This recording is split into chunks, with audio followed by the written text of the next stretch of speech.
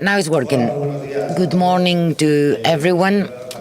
First, I'd like to thank CyberCamp 2017, this year here in Santander, and I'd like to thank you for being here in this close atmosphere. I am Marco Antonio Lozano, coordinator of INCIBE, Protect Your Company, security services devoted to SMEs and organizations or institutions to protect their information.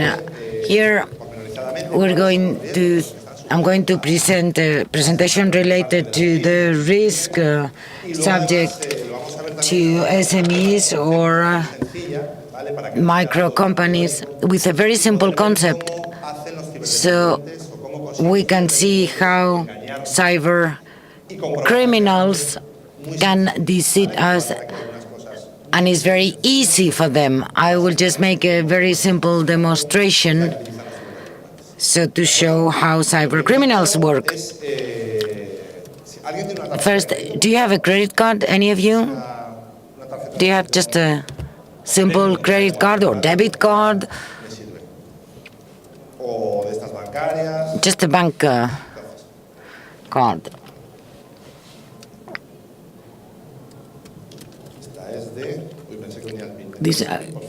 Can you tell me your PIN code, please? No, don't tell me your PIN code. I'm sorry, it was just a joke. I always start with this anecdote because you are the audience, I am the speaker, and you trust me. And this can be used in internet by cyber criminals. Now, please, I want you to show your smartphone. I'm sure you all have one. And please show me your smartphone. This is easy. Things will become more complicated later. Please show me your smartphone. We're not going to be hackers yet. I just want you to show me your smartphone. Now, give your smartphone to your neighbor, to the person that is sitting to your left. And you that are the threesome, you can pass your smartphone to the right. You're going to start feeling somehow restless, but you can be treated from techno addiction later. Now try to unblock your neighbor's smartphone. Okay, really quick. How many have been able to access your neighbor's smartphone? 1, 2? Okay.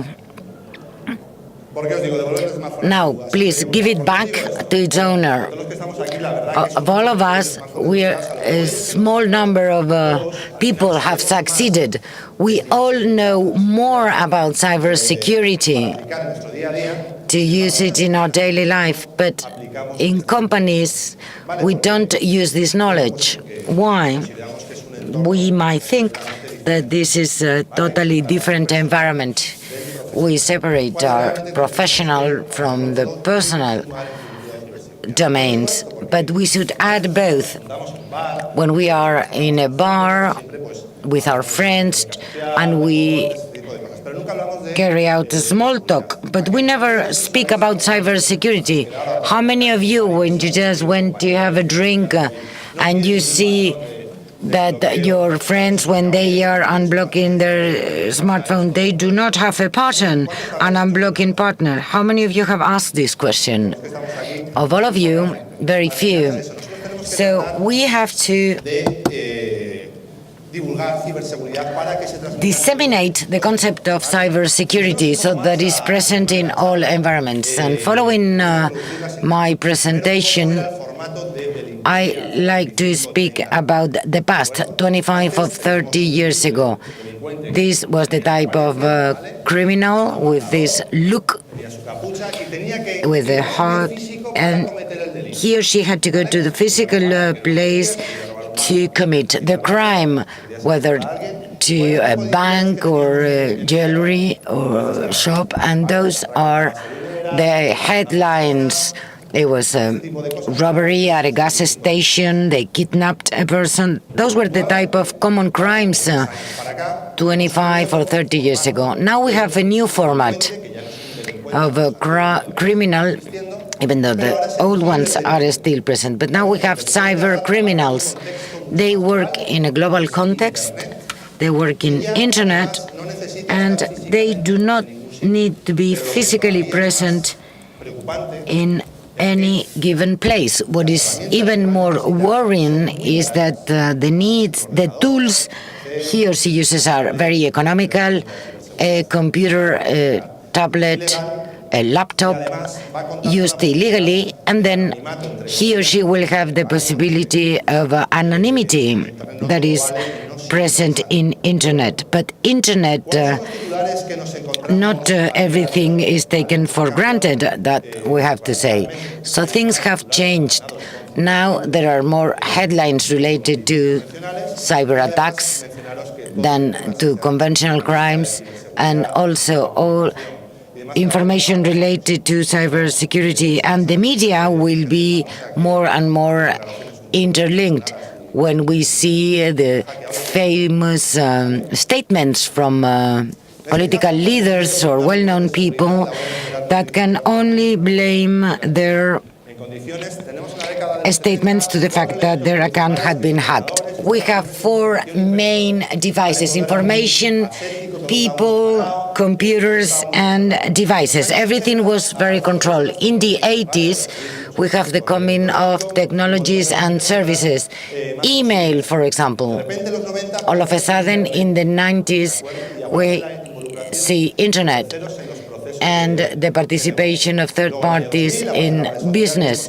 From the year 2000, the social media and smartphones. All those technologies are used by cyber criminals to disseminate their crimes. From 2010, we have the cloud, and in 2020, it's not yet 2020, but we are now speaking about Internet of Things, or Internet of Thingy, as some may call it. At present, usability dominates against security.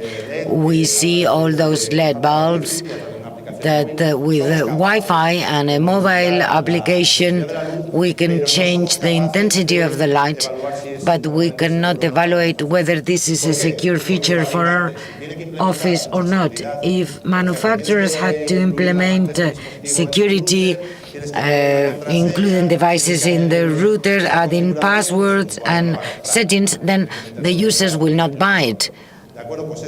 And this is the problem we are facing right now. Hackers attacks against companies. What are cyber criminals looking for? They've been doing it for many years, so motivation is the money. And I don't know, or I cannot say it in millions of dollars or euros, but it accounts to 0.08% of the world GDP. That's more than drug trafficking and human trafficking together. You can imagine then the huge amount of money involved. And it's not only the economic profit, but in order to get it, they do not have to do much. In order to produce 1 kilogram of drugs, many things have to surround the process, or to move hundreds of people from one place into another. But to commit a cyber crime, there's not much they have to do. Are there exceptions in this environment? This question comes because many companies, many SMEs or micro companies think that criminals only attack large companies. This is not true, or not always true. Large companies have more technological maturity to defend themselves from cyber crimes, but small companies do not have this level of maturity, and they are the right place, or is more advisable for them to attack than large companies. And that's the big questions. Does my company really need cybersecurity? And the answer is very simple. At present, or a few years ago, we could say that in our business processes, cybersecurity wasn't a need. We had a computer just to create and print office documents. We used the postal services, and that was the end of the story. Now, all our company's processes, whether large or small, will always require internet connection, the use of the cloud. You are very young and probably do not use business services. But do you use any services without internet for your personal or business life? You are connected to internet 24 hours a day. We're all going to connect to the net. Do we know about the risks to our company? Do you know about any risk? Information, the loss of information. Information is our main asset. If we lose our information, our business will be closed. But we have many different risks. I will explain them during my presentation. We have various infection vulnerabilities, phishing, the reputational loss because we had a data leak or somebody stole our information. There are many different risks, and the fact of not knowing them is too risky. On one hand, when I speak about SMEs or micro companies, we can have hardware problems due to misuse. For example, the cleaning staff that comes to our office, they carry out their cleaning, but then they disconnected the server or any switch, so we don't have access to information, or the access to information is interrupted, and everything related to our business that goes through this device will no longer be available. I can give you an example. When I was an ICT consultant in a business in León, I am from León, by the way, a cleaning lady went into our office. It was a legal firm. She went into an office where the server and the router were located, and she switched everything off just to save from electricity. And the day after, the president asked what the hell did happen. We also have a risk, what we call insiders, or former employees or unhappy employees that want to damage our business. And we should be very aware of this fact that there are many different projects that through psychological profiling, they ask about the labor prevention. There are internet applications where you give certain answers, and your employers might have enough information about you. Through a psychological profile, we can see whether somebody has an insider profile or unhappy employee profile. So the business owners can get to know this potential behavior. Of course, problems, or more often problems are related to vulnerability. What can we say about 2017? What was the main problem? Malware. But what happened in May, June? Can you remember? WannaCry, CryptoLogger, Eternal Blue.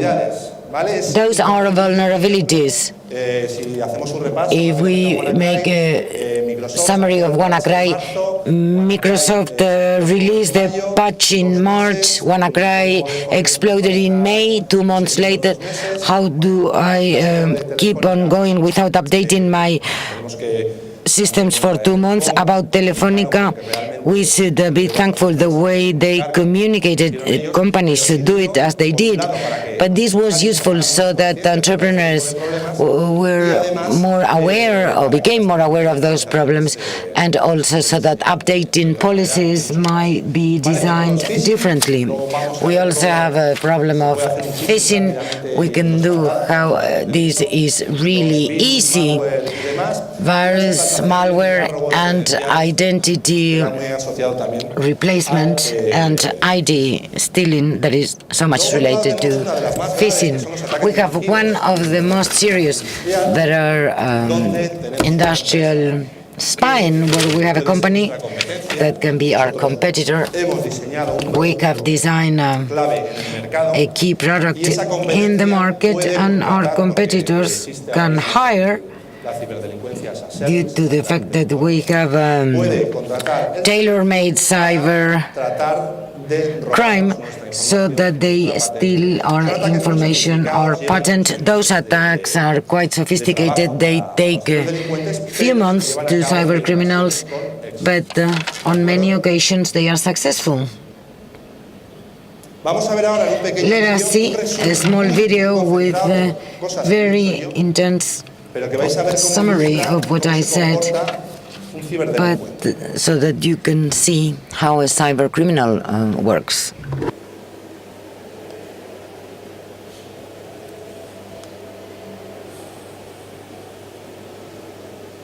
¿Qué ha pasado?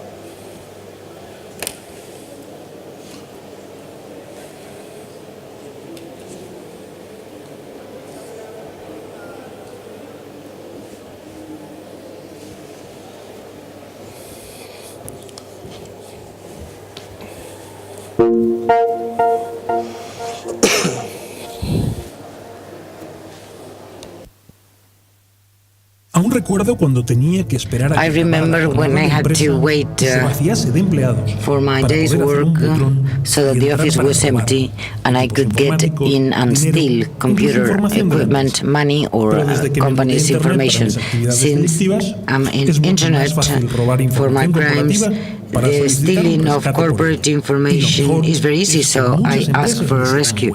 And many companies do not even realize who I am. Would you like to know our patrons in internet? You will be surprised by all the information available and how easy it is to infect computers in those companies that are not protected. Sometimes I just need an email with a virus. Once infected, I can send Trojans, carry out financial transfers, or get information to resell it. And when we think how easy an antivirus is, I don't have to make much effort. I just have to find somebody that might link this attach, executes a crack so that the systems department, in a systems department that does not have an antivirus system. So my work is easier when there is little awareness about cybersecurity. On many occasions, they install applications at the web server and they expose them in internet without realizing the need of updating them, the need of patches, the need of the password or the directory with the settings information, with the keys for databases. Thanks to this sloppiness, I can get into their kitchen without them realizing. I like people asking me to spy on their partners' telephone lines or information. So I copy the information, I review the passwords in the caches when it'll be so easy for them just to have a code, access code. When I go there, I install a hacker Wi-Fi. I start getting information about the employees and the company, and I can capture all the information, whether personal or professional. They don't know how dangerous it is to connect to unknown Wi-Fi networks. Sometimes one day they will realize and they will no longer be able to do it. Something else is when they ask me to steal company's confidential information, to telephone an employee pretending I am an IT technician, and they give me their ID and password, and I'm in control of the equipment while they have a coffee. Don't they know that this information is personal? What about those that believe that their name and their date of birth is difficult? Some other people think that just 5 consecutive letters is a good network. They need to know that they should use passwords with symbols, numbers, capital letters, etc. Internet is a grand place for us as cybercriminals. With companies that do not care about their security, or they do not even think about applying measures, they can continue to do so. We are becoming really wealthy thanks to them.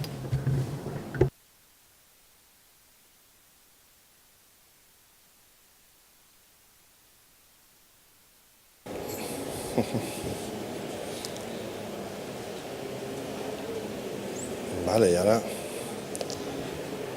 Vale, ¿habéis visto? As you have seen, in a nutshell, how many things are possible for cyber criminals. How do they do it? They used to attack pillars, one devoted to people. This is the easiest. We are very vulnerable. Remember that the weakest link is between the chair and the screen, or is just in front of the screen.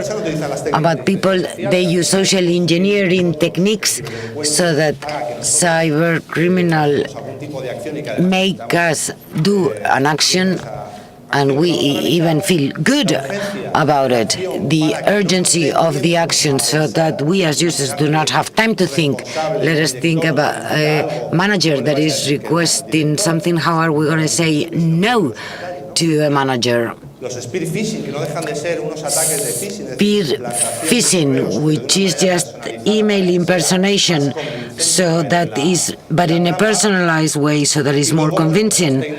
And some other techniques, as making us visit a website, the implementation of malicious applications, and then the area of systems or architectures, where we have information related to stolen cards, malware, vulnerabilities related to websites, errors management, ill-implemented applications. So what happens with all those problems when we speak about business services in phishing or impersonation about the website contents? I'm going to show you some examples that had a great impact and that happen every day. And now I will reproduce a phishing to capture ID information. So those will be real stories that in our National Cyber Crime Institute get every day, and this is Maria. In place is spy phishing, social engineering, and defacement. Now, Maria has an employee, Alexandra. She receives an email from Ski Monitor with a PDF file. There was a previous study of the information Alexandra probably published in Facebook that her son went on skiing lessons, and the hacker investigated on her life and sent her this file. Alexandra will open it up. The hacker will know information so that Alexandra does not have to make any action or confirm about any change in the information in the file. Then Juan from IT department says that the customers are saying that the website is changed. Maria is really concerned about this, and when she goes and accesses her website, a page with malware does not correspond to the original website. Google and the browsers show us a warning message that sometimes let us access the web or not. In this case, we could get to the website, but the cybercriminal had uploaded another application that sold falsified products from the legitimate website. This is quite serious, but there are even more. Those that we have seen since the end of last year and beginning of this year, what we call the CEO fraud or the whaling. We have the phishing that affect many people, and the whaling, that is the big wigs, people that really are the boss. Now, what they do is the same as in the previous example with Maria and Alexandra, but they can access or contact people that are decision makers, not in the middle management, but in the higher ranks. Why? They could manipulate bank accounts, they could do high amount transfers. Please send me a balance of our account, or let us do a confidential operation, and please hold the information until it's public. So they use social engineering in order to convince the users, and it's easy to get into it. Don't you think that managers are not vulnerable? There's something that was said in the video, which is to be aware of this situation. On many occasions, we don't have time to be trained, to learn about security, and when we are not aware of this problem, it'll be easy for us to get into their hands. If we can define the year 2017 in cybersecurity or in cybersecurity attacks, this year we can speak about ransomware. Although last year we could also speak about SMEs ransomware. This is what has been more damaging to micro companies and SMEs. Why? Once again, malware ciphers information from your device and makes it no longer accessible. In our institute, we always recommend not to accept this bribery. Why? Because it'll be never-ending. It's a business line where cybercriminals have a niche, and if we pay from this blackmail, it will never be the end of the story. But what is better, to lose information or to pay 300 or 500 euros? What would you do in this dilemma? Just be honest. You will pay. But here, we are just feeding the problem over and over, and there are many companies that pay due to this situation. So what we have to do is to prevent or mitigate the possibilities or the likelihood to be infected by those bugs.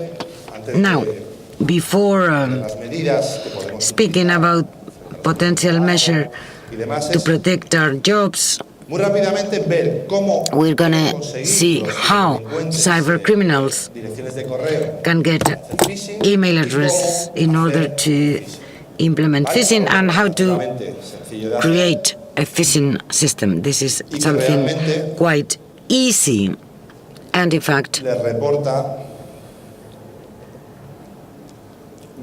it generates a great deal of profit. I will do it in a very simple manner. We can use false certificates and more sophisticated means, but I'm going to use a very simple one.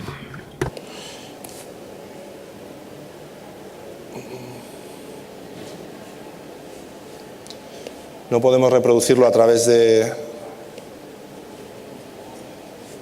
ese monitor. Bear with us a second. We're going to try to play it on screen. ¿Cómo? Sí, lo que estuvimos la prueba. Tienes que doblar la pantalla. Pero antes no hizo falta. Sí, porque lo tienes extendido.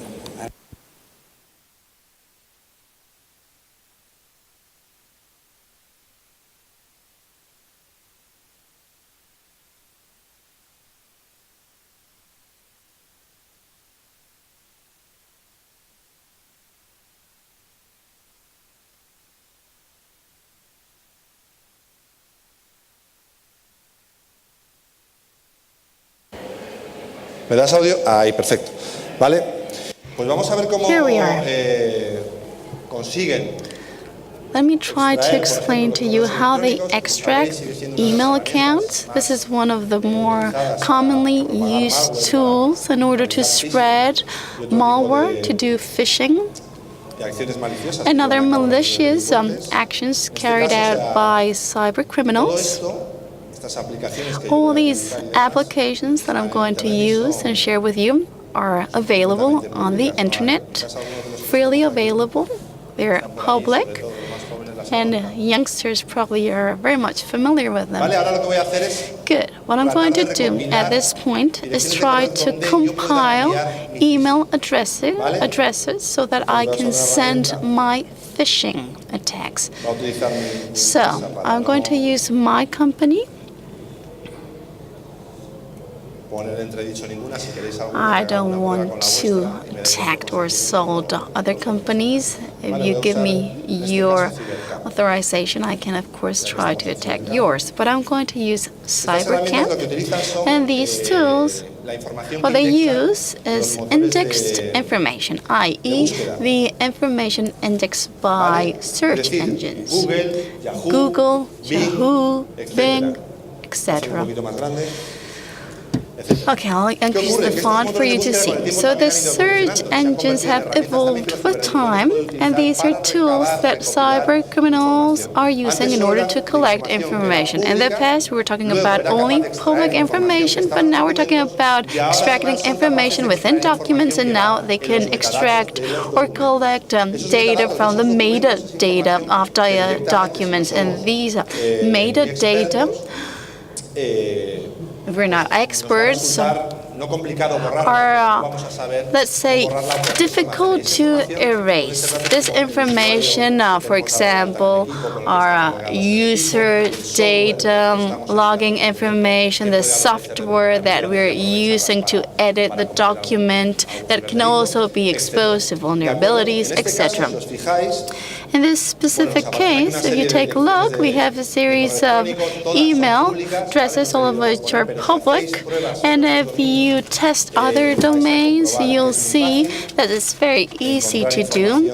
It's very easy to find info on email addresses. And once I have that info, I'm going to send this phishing to my coworkers or colleagues, and I could use a social engineering tool in order to compile or collect passwords, for example, from a specific site. Here I have my personal site. It's a URL, miscocinas.es/tienda. This is a backend. And through a series of credentials, you can administer your website. So I'm going to send to an employee that is managing the back end of that information, the URL of a malicious site that I control in order to steal the credentials from that back end. That's what I'm going to try to do. So I use an application. I'm very quickly going to parameterize the application that I'm going to use. I'm going to clone the site. And this is going to be the malicious equipment that I'm going to use. In this specific case, I need to know what the IP address is.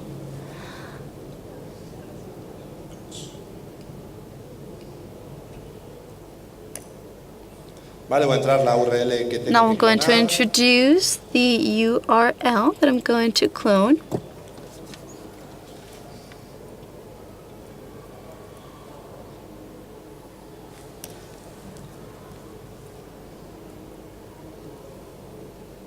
I clone it very quickly, as you can see, and this site is now perfectly designed to perpetrate the attack. If I send someone the URL directly in order to access the site, well, he can suspect. So what I'm going to do instead is to render my attack a bit more credible. So what I'm going to do is open a Word file Word document, and I'm going to select this link. Va a modificar el hipervínculo, que ya I'm lo going to tengo, modify the donde apunta al hyperlink servidor malicioso, ¿de that acuerdo? addresses me or redirects me to the malicious server. Guardar como I PDF, can si save quiera, this o file tipo de in a documento. PDF format, Y entonces yo, and una vez que lo tengo guardado, once I podría have mandar saved it, a esa I persona can que, como en el send caso de this María, file le to Alejandra, this person, just le as mandaba un PDF Maria certificado. that Ahora lo que vamos a sent hacer es Alejandra, mandar the un documento employee, con una an dirección de infected backend diferente. file. Si lo And now we're abrimos, going to lo abrimos en send el navegador, this document. ¿vale? And Si os so I fijáis, open tenemos the en esta pestaña search engine, and if you take a look in this tag, we legítima, have the legitimate y en esta otra website, pestaña, and in this other tag, we have the malicious server page. It's very hard to identify the differences. They're almost identical, and in this case, for you to see more clearly, this, as you can see, I'm accessing a virtual machine, which is the malicious server from the victim's computer.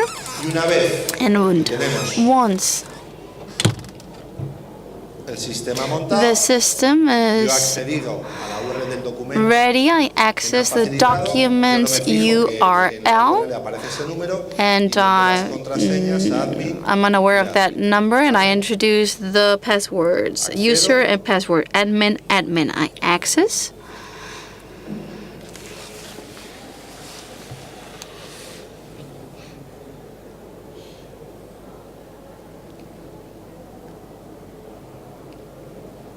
¿qué le ha pasado? Esto es lo de siempre. Something happened. This always happens.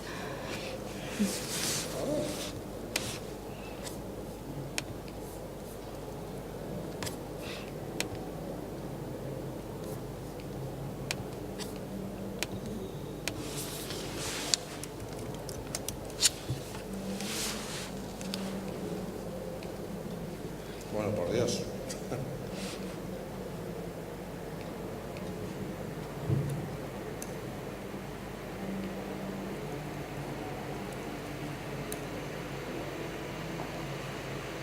Estoy quedando fatal ahora. I'm sorry for this. Please bear with me a minute.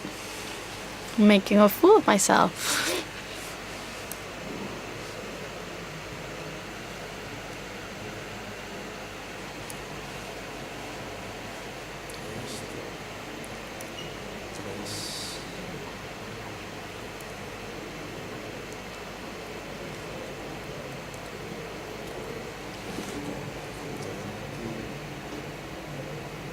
Mira cómo os interesa esto, ¿verdad?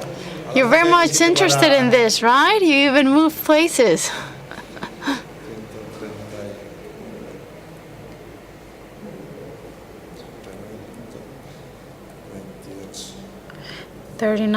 39.28.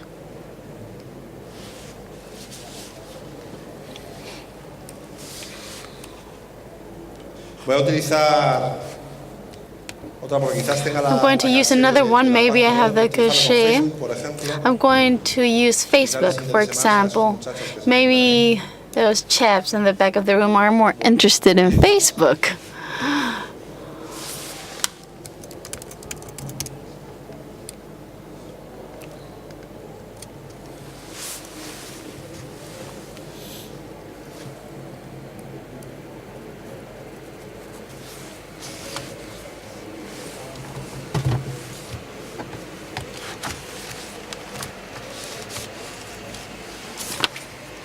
Vale. A ver.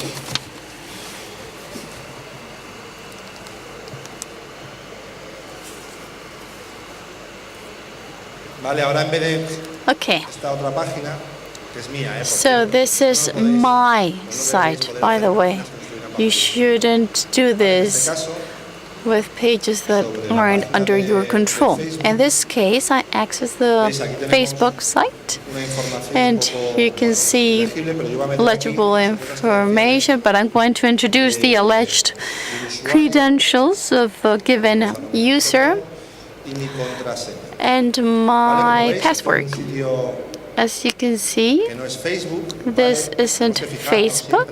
Dentro de la concienciación que Need to be aware of the fact that a certificate isn't being used for communications, and when we access, ahora la página de as you will see, we are redirected to Facebook. In this como veis case, aquí, as you can see el here, ataque ha the tenido attack éxito en el sentido has de been que successful, la víctima in the sense that if the victim has clicked in order to access that site and has introduced the credentials in the server where that info is stored, in this case the malicious server, I will be able to compile that data. If this attack, let's say, is transferred to thousands of hundreds or thousands of email addresses. Let's think about potential users of Facebook. Well, in that case, we will be able to use many email accounts in a malicious manner. Esto, como dicen en el hormiguero, And as they say on TV, no lo hagáis en casa, don't do this at home, please, and do it under your own responsibility. con fines educativos. I'm just doing this for educational purposes. Vamos a volver a la presentación. Good, let's resume the presentation at this point. Vale, entonces las empresas siempre hemos tenido muy Good. claro Companies que and businesses servicios TIC los podemos understand that ICT services can be outsourced, and this is quite common. And nobody is surprised by the fact that companies outsource their ICT services because they don't have in-house staff to do this. And if we contact our ICT service and ask them if they're aware about the need of cybersecurity, well, of course, they'll answer yes. They need to be familiar with all the latest technologies. But when we sign an agreement with an ICT provider, we always need to have a contract and agreement that has clear terms and conditions as to everything related to ICT support that we want, and also everything pertaining to privacy agreements, how they're going to treat and process information. And this is very important. And yesterday, I visited the Chamber of Commerce, and I made a presentation very much in line with what I'm saying here today. And I was asking them about who was doing the backup copies. And they said, the IT service. And I said, how often do they do the backups? And they said, well, I really don't know. That's what this gent said. And that's really a problem. Because if we are the interested party, if we are the customer, and we don't know when the backups are going to be done, well, that in itself is a problem. We need to be aware of that information. We need to be on top of it. What happens when we end, for example, a collaboration with a provider? This is what we call captive customers, because they have our data, our information. They've been managing and handling confidential information. We don't know whether they're going to try to attack us or damage us with this information. So it's very important that in our agreements with them, we have clear terms and conditions as to how they're going to save all info pertaining to our company and how they're going to erase it from their hardware once our collaboration comes to an end. Probably when you need an IT service to have different actions implemented, you will need probably remote access. And you need to automate all these processes. In the past, I automated access in order not to have to ask for access constantly. But you need to make sure that you disable this feature if you change provider. And now we're going to move on, and I'm going to talk to you with further detail about non-disclosure agreements so that you understand all the elements that need to be included in non-disclosure agreements. and need to be duly taken on board.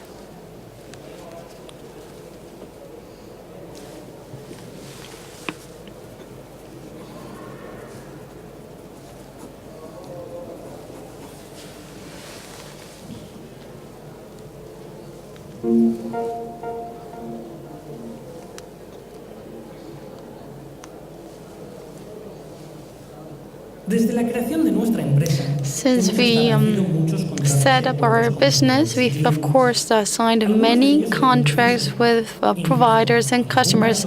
Some were verbal in nature or inaccurate, and as a result, this led to loopholes.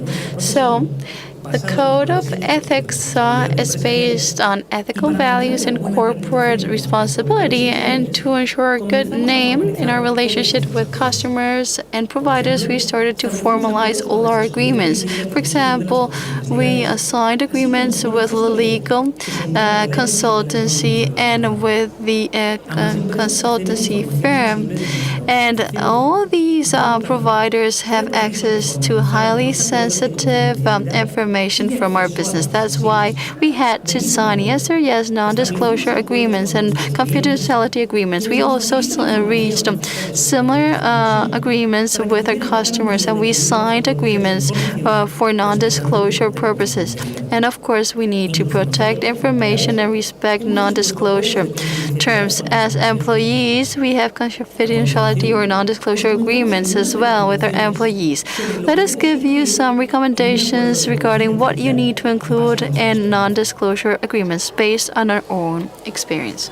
The structure and contents of non-disclosure agreements may vary depending on each situation, but broadly speaking, we need to cover the following sections: place and date, the parties that take part, the reason behind this agreement, the service provided, and of course the confidentiality or non-disclosure clause or term.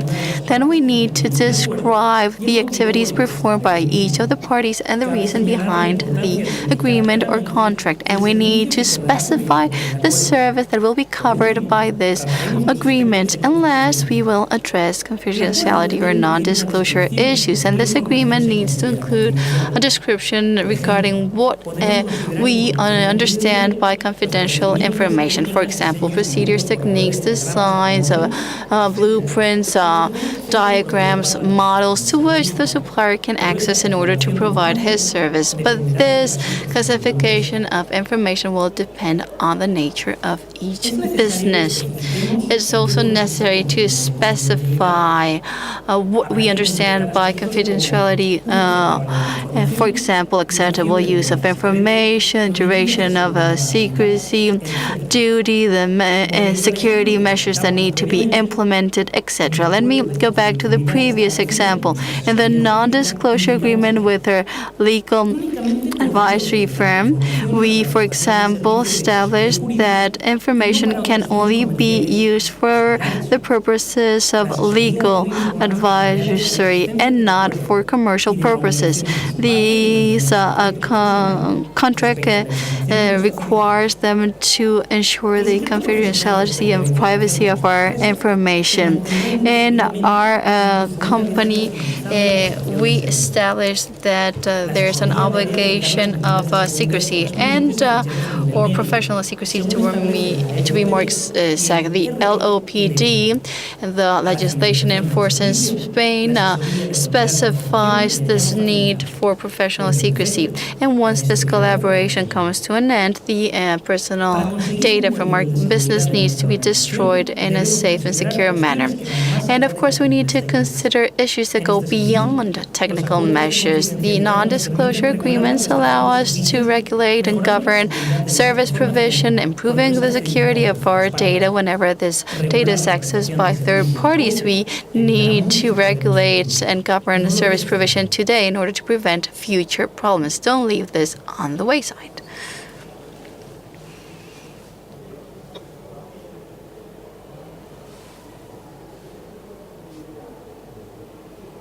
Sí, vale.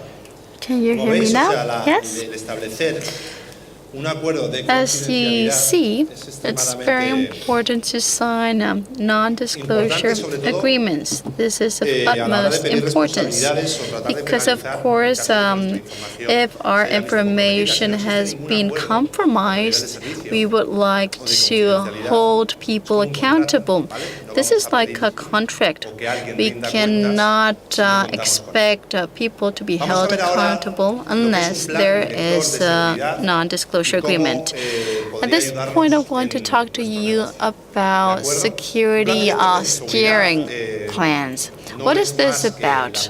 Well, this is the application or implementation of a series of policies, measures, and best practices what we need to adopt in our businesses. There are many methodologies, many different standards, ISO 27000 that regulates how these data management systems need to be designed. But sometimes, if our businesses are small, we don't need to apply these standards. That's why we have the security plans, which are the starting point for the management of security. In SMEs and micro companies, what are the steps that we need to take into consideration? Well, first, we need to conduct a preliminary analysis in order to identify the risk level of the company. We need to know where we stand. If that's not the case, we won't be able to reach our goals in terms of security. And we need to define strategic goals, the company's strategic objectives. The strategy needs to be very much aligned with the business. To make sure that we do things well, we need to identify the departments and processes that are going to be affected by the security steering plan or master plan. And, of course, we will have to disseminate best practices among employees in order to implement our plan, our master plan. How should I implement this? Well, there is no specific guideline. It can be a document with a set of recommendations. For example, in the case of passwords, make sure you modify your password every 90 days. You make sure you follow the structure. Make sure you have at least 9 characters. We can have 4 or 5 tips or recommendations based on the specific needs of the business, depending on their technology, dependence on the technological maturity of the company. And we can have an ongoing improvement cycle with the 6 phases to know what the current situation is, the organization strategy to define projects, classify and prioritize. And of course, the management needs to approve all this, because without the support of the management, this won't be able to be implemented and then executed out on the field. And this master plan needs to be realistic in order to be implemented. Sometimes we aren't realistic, we are overly ambitious, and this means that implementation is very difficult, and the monitoring and auditing of this process is very, very difficult. We don't want to crack nuts using a sledgehammer here. No. We need to have a clear plan. This is going to be very important for the organization to protect and ensure cyber security. And it's very important that this plan is reviewed and revisited in a systematic manner on a periodic basis. There needs to be an ongoing improvement plan in order to review it. Why is it necessary to review this plan? Well, because changes can occur and that can call for this review. For example, our IT consultancy service perhaps was outsourced, but then one day we decide to hire somebody to do this task in-house. So that means that the whole situation changes, and that needs to be taken on board, and we need to review our plan. At the Spanish Cybersecurity Institute, they tell us, yes, what you're saying is wonderful, it's very theoretical, but I want hands-on measures. I want to know what the security level of my company is. And as a result of this need, we've developed and designed a self-diagnosis service, and in only 5 minutes' time, you can assess the state of play of your company in terms of cybersecurity, regarding people, equipment, supports. And now I'm going to simulate this. I'm going to simulate this tool. I will pretend now I am an SME. with medium-low technological dependence, and the tool is just a questionnaire. And depending on the way we reply, we will get the level of risk of the organization. I'm going to use for the simulation email, website, and a server. 3 technologies that almost all SMEs use. Once we select the technologies, there will be more questions, but I'm just going to simulate I am an SME. How do you update your IT systems?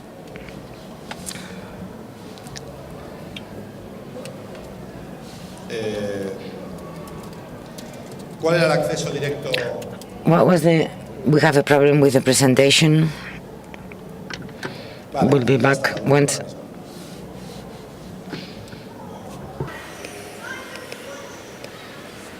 ¿Sí, no? Vale.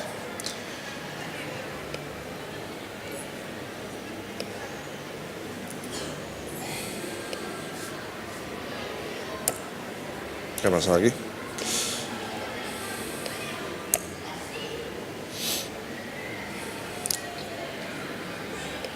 Vale. Lo que os decía. All right, as I was saying, we select the technologies, email, website, our own server, and then we reply to the questions. How do you update your IT systems? We do it ourselves, just with a friend. We outsource them, or we have an IT expert. SMEs usually outsource this service. Then do you have any protection system in your computers? Do you use it? Usually companies always say they have antivirus installed in all their devices. So we will respond, all equipment have an antivirus. Have you recently trained your employees in cybersecurity? The majority of SMEs, in our experience, do not provide training. But when we ask those questions, they almost always say that they've given the employees information to read. Do you have access control to your venue? No, access is free. We use cards or physical security systems. We have a guard. Usually it's just keys, and they have security systems. Do you have a system to manage the password? Usually the answer is no, but users choose a password with some given criteria. How do you get rid of the systems that you no longer use? Is usually to keep a hard copy, and the rest they just go to the bin. What do you do with your hard disk when you sell them? They don't really know.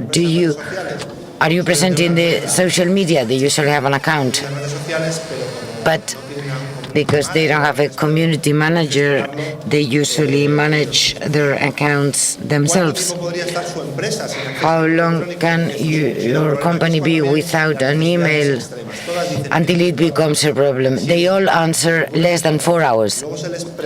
When you ask them about the contingency plan, then they don't really have an answer. They say, well, they might prolong this time. How often do you update your email server?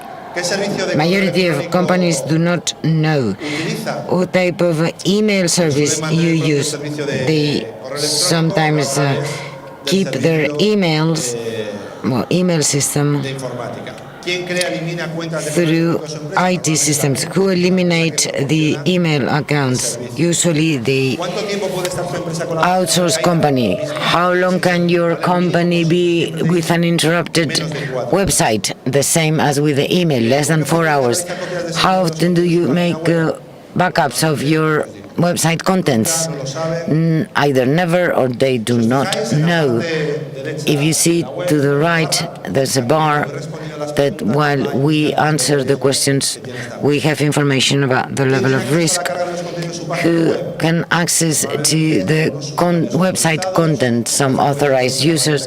How often do you update the tool that updates your website? They usually do not know it. They ask the IT systems department.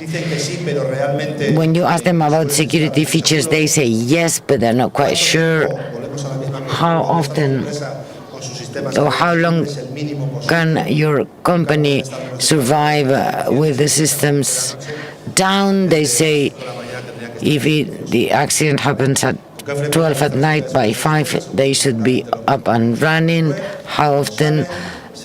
They do not know whether they make remote connections to their systems, and employees can access internal applications from a remote screen. Is usual. Who can administer internal applications? Some authorized users. Where are the servers and routers of your organization located? Usually in an office space with limited access. Do you have a contingency plan in case there is an accident so that your business can no longer be running? Backup are usually the most common system, but they know about them that they haven't checked whether they are always in place. They usually say yes to this last question. Do you have contracts with your IT suppliers? They think they do in 95% of the answers, and depending on the answers, the company's level of risk in this case is 78.4%, therefore very high. What do we do to mitigate this problem? When we see the score of this self-diagnosis, we offer basic mitigation measures so that companies can implement them in their environments. Mitigation measures related to people, processes, and technologies. Once they are aware of the level of risk, they are able to implement security measures, a security guiding plan, or any other need.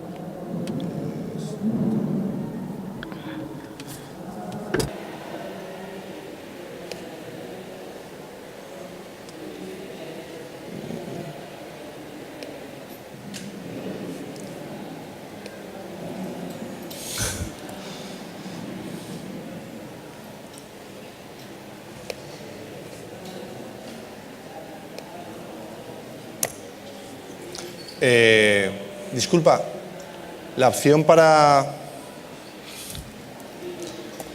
al ampliar la pantalla ahora no me saca la presentación.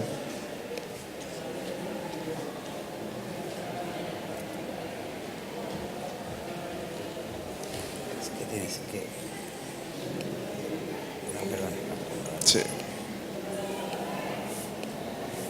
Porque tienes que cerrarlo y darle otra vez.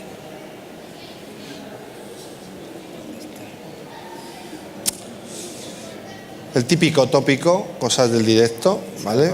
Lo hemos probado antes, pero... Sí, es esa. ¿Vale? Ya sabemos... The difficulties of broadcasting live. Well, we are back. We know how to measure the level of risk of our organization. This was the starting point. Now we're going to tackle what are the protection measures for our job. At present, when we go to a certain place and we ask, it's difficult to, it's very rare to see the post-its on the monitors, but if we open up a drawer or we move the keyboard, we see that we still use this way of protecting our password. So it's very important to start from the job station. This is the place where we carry out our activities, and we should protect them. We shouldn't show our password. They shouldn't be visible or accessible. We need to use a password manager as KeePass. It's a free system that will cipher our password, so nobody will be able to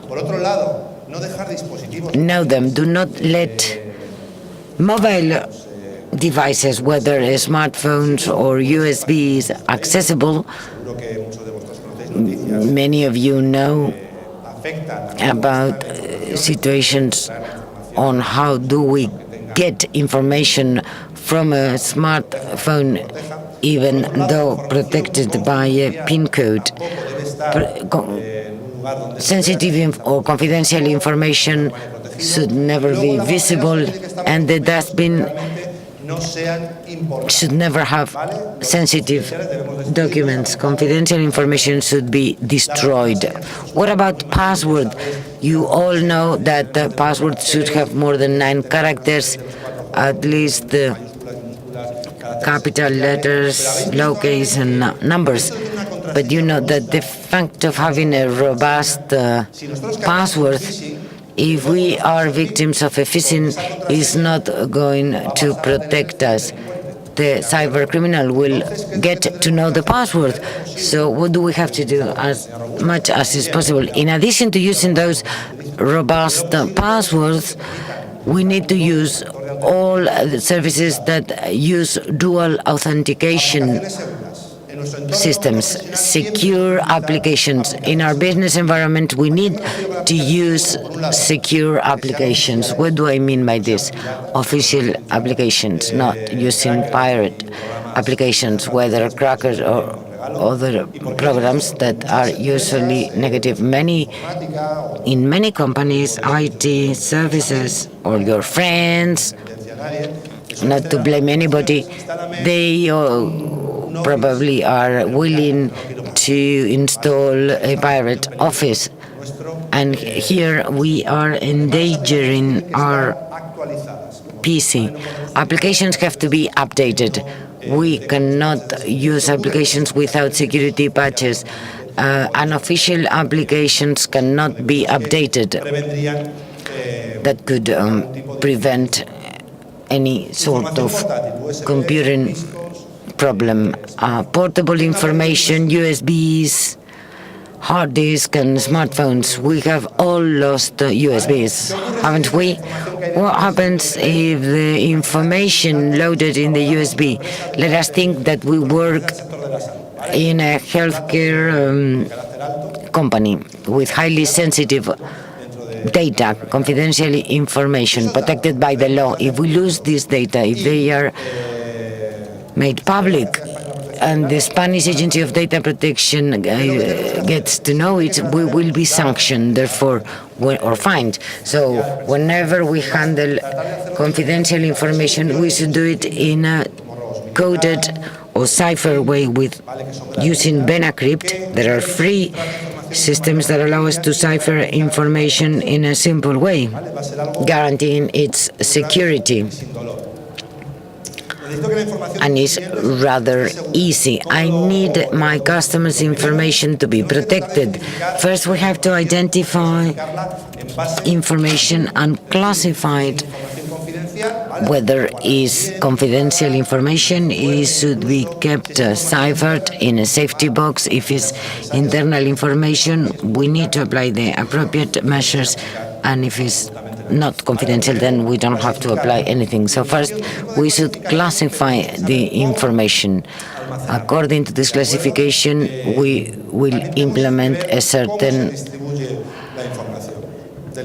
protocol to keep it, whether through users' access, if it's IT or a physical system, limiting the access by lock, always knowing who can access.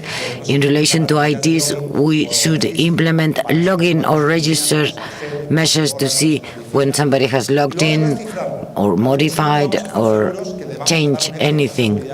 So we provide an extra feature to this security.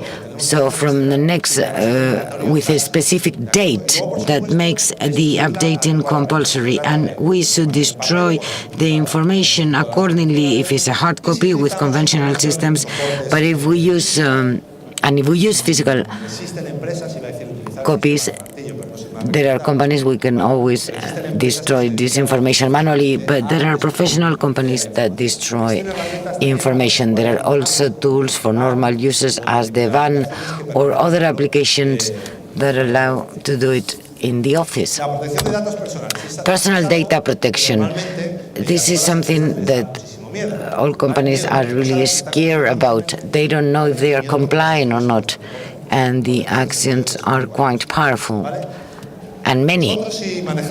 If we use customers, employees, and providers' information, we have to protect it, and from March next year it will be compulsory.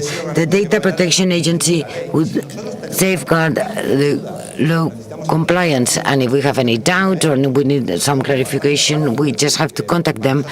They usually give prompt replies to our queries. In our business, we can never, or we should never request data that are not going to be used. This is something that is subject to sanctions. And if we have a website with information, we should provide information about ARCO rights, access, rectification, cancellation, or opposition. We should apply the necessary measures. Who is the responsible of data, files, etc.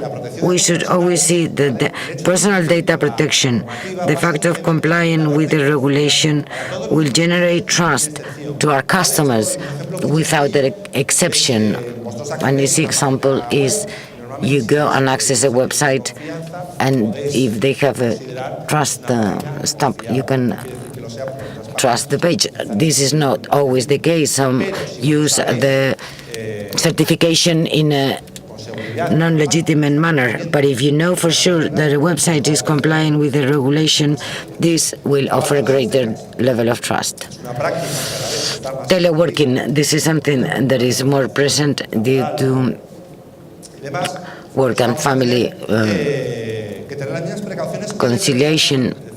We need the same measures as in our office. We need to work in a secure system with antivirus, an updated system. We should only use the device for work, and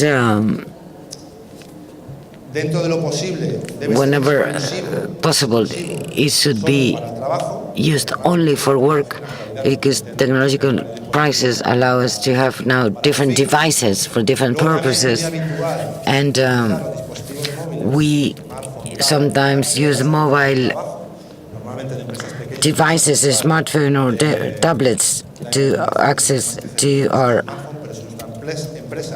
jobs. If our company had many employees using this type of portable tools remotely, we could estimate the implementation of mobile device management, MDM, that is quite economical. So, teleworking or working from home from our personal PCs, those that we also use for leisure, the same. We need the guarantee that we're working on a safe PC. It's not enough with an antivirus. We need to use it with a limited privilege ID. Who uses your computer at home without an administration? You don't use it with the administration, admin, only two. This is quite an interesting measure. If we access it with the admin and is infected, it will be the end. But if we access it with limited privilege, it will only affect part of the information, even though it might be quite a malicious virus. In some occasions, and we know that this happens in companies, we know that we have an insurance that will cover for the problems, as when we buy an automobile, we know that we have to get out of the car dealers with an insurance. But sometimes this also happens, and this is more often the case from this year onward. What do we do? in those situations? What are the measures? How do we sort it out? The first, we can pray. We can pray to Saint Judas. But if we hadn't implemented any technological measures, candles may not work. My grandmother, when she lost anything, she prayed to Saint Anthony, and there was somebody that could always find what was lost. But here, if we hadn't protected our system, there's nothing we could do. So plan A failed, but if we have a plan B, that is just the handling of backup. But today is still the very simple and economical way for systems recovery. Is true that we may not have the most advanced technology to carry out the backup, but if we have a weekly backup of the company's information, we might have only lose 1 week and we can continue with our life. If we don't have backups, our life will be more complicated. Something that we should take into account in relation to backups is to make sure that they can be restored. There had been cases when having a problem and somebody would like to restore or do a full restoration of the backup, and files are either corrupted or not able to be opened. So we should check that our backups can be restored. Do we know what a contingency plan is? Backups can be within these plans. A contingency plan is something that will allow us to continue our business. If our office is on fire, we need to have the possibility for this information used in these premises to move it somewhere else, and even though in a provisionary manner to go on working. Otherwise, our business will be interrupted and we will no longer be able to make money. And that's the difference to have a business continuation or not. And the Windsor's fire was just a good example. Some of the companies that worked there just closed. What else should we take into account? Risk management, to identify the assets and potential threats. If we have a server in a room connected to the power, we can think that if we don't use a UPS system, if there is an electricity cut, which is not always the case, but is possible, then the server should reboot, or if in the middle of an operation of copy or accessing a transaction, the server may break and they might damage the ongoing activity. There are many different examples: floods, unauthorized entry of the office. So we should evaluate the risk in a very simple way. Is the potential impact in euros multiplied per the likelihood to happen to try to implement oxygen devices in an office to mitigate a fire is absurd. It's a very expensive system for a very low risk possibility, even though the impact might be high. And then after this evaluation, we should adopt the necessary measures to move the server. We know it's connected to the net. We connect the server to the UPS and we continue working. Something that is very much on vogue now, cyber insurance or cyber risk insurance policies. This has been the case in the United States for more than 20 years, but in Spain only for the last 2 years. It works as any other insurance. If there are things that have a very high technological cost, or we do not have the capacity or the interest, we can outsource our risk with an insurance. And there are companies that when we contract those services, they also offer additional services, OPG, adequacy, security audits, and those are added values to make our company more secure. In this case, all those measures that have been introduced in our presentation, if we offer cybersecurity, what we are really offering is trust, and trust will generate business. If we have a website that is totally secure, that manages personal data information appropriately, I believe the monitor will switch off in 1 minute. That's the message on the screen. Okay. So if we have a secure website, then our customers will highly value it and they will use it. How can INCIBE, our institute, help? We've been working for several years and investing efforts so that companies through our website might get all essential services to have their own system, their own security system to implement cybersecurity. This is just a summary. We have the basic information kit where we raise the cybersecurity awareness of companies with an implementation plan. On many occasions, we don't know how to implement this plan.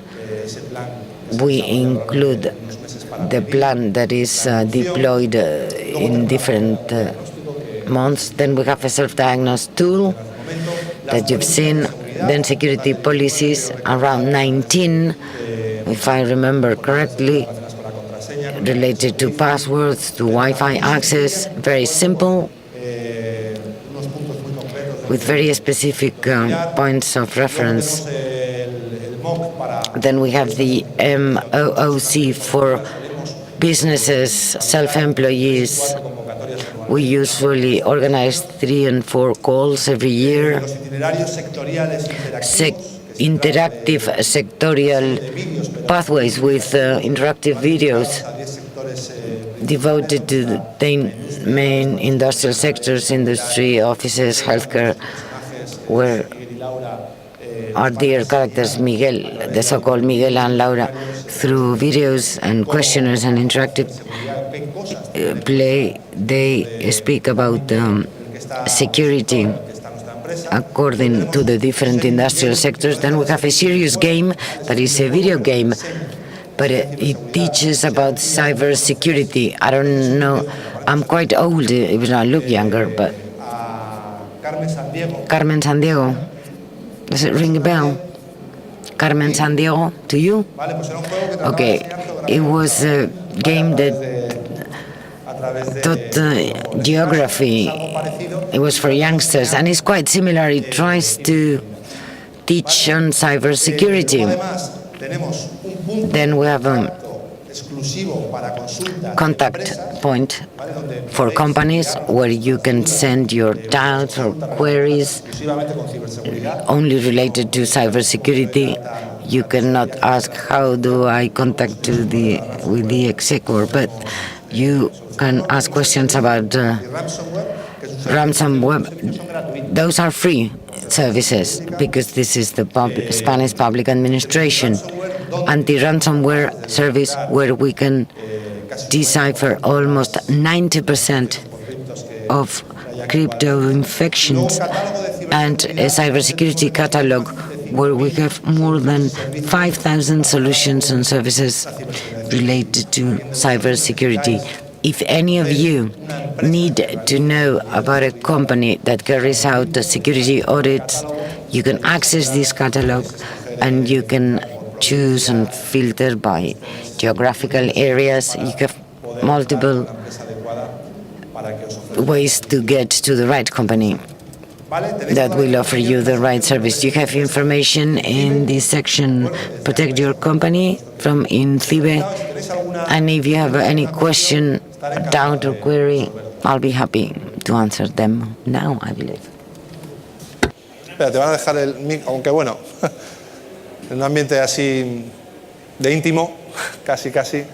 Buenas. Good morning. Sí.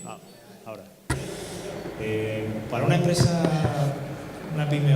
For an SME or a micro company with limited budget, let's imagine that they can't outsource computing security services.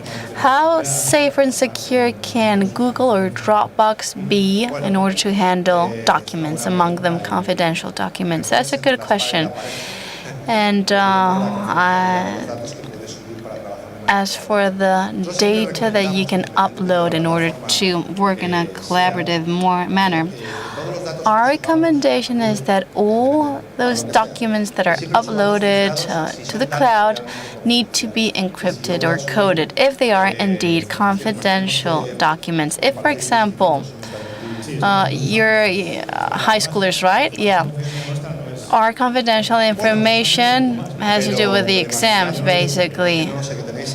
But let's imagine that you have a student with PDA, and let's imagine that you upload the student's record. All that information needs to be duly protected. So my recommendation to you is to upload coded or encrypted information. Can we do that? Can we encrypt using free software? No, you have some tools like Rojos or Veracrypt that allow you to encrypt the info before you upload it. And if you do so, you're protecting yourself from providers or suppliers. We know that 100% security doesn't exist, but basically you're shielding your information and preventing others from accessing unless they have the keywords. So Google couldn't be held accountable, right? Well, you would need to revise the Google agreements, but since this is a free service, they cannot be held accountable for the data contained in those documents. It's true that the security is transferred to the provider, but if someone does phishing and extracts the passwords, I'm afraid Google has nothing to do. Someone has stolen the passwords, and Google cannot be held accountable.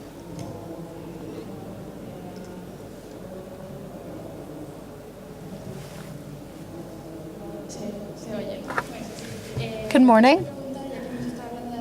You've been talking about protection measures. You haven't mentioned one. For example, using an asymmetrical encrypted email account, can that be a good protective measure? Well,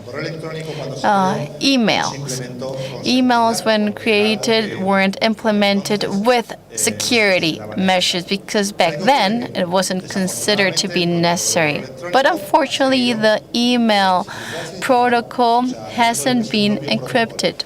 The protocol itself hasn't been encrypted. So what can we use so that that service, email service, is secure? Well, to use asymmetrical encryption keys in order to protect our email messages. And we can use certificates to sign our emails. Those measures have a bit of a complexity.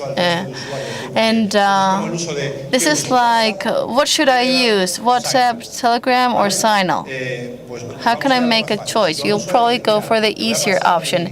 If you tell the user, I'm going to give you my public keyword because I'm going to send you my encrypted, my messages encrypted. You need to download a plugin and you need to integrate my password so that you can read the encrypted messages. And sometimes these processes are considered to be overly complex. And that's a problem. It's an obstacle to implementation. And we need to ensure easier options. But of course, security comes with complexity. And I'd like to tell you that we're currently developing some guidelines for the use of PGP, precisely, and we will publish these guidelines in the upcoming months. Any further questions or queries? Well, if that's not the case, I hope you have found my workshop of interest, and I'd like to thank you all for attending.